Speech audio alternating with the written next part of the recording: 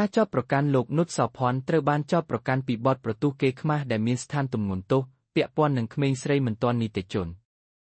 ការសម្រេចរបស់តុលាការចៅក្រមស៊ើបសួរនៃសាលាដំបងខេត្តព្រះវិហារបានសម្រេចចេញដីកាបង្គាប់ឲ្យឃុំខ្លួនបណ្ដោះអាសន្ននៅពន្ធនាគារខេត្តដើម្បីរងចាំការជំនុំជម្រះទោសតាមនីតិវិធីវិធានការរដ្ឋបាលមុនការឃុំខ្លួនលោកត្រូវបានដកតំណែងពីអភិបាលស្រុកត្បែងមានជ័យដើម្បីបើកផ្លូវឲ្យមានការស៊ើបអង្កេតប្រកបដោយតម្លាភាព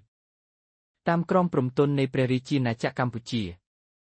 និយមន័យជាការប៉ះពាល់កេរខ្មាស់របស់អ្នកដទៃដោយប្រើហិង្សាការបង្ខិតបង្ខំការគំរាមកំហែងឬការប្រល្បិចបោកបញ្ឆោត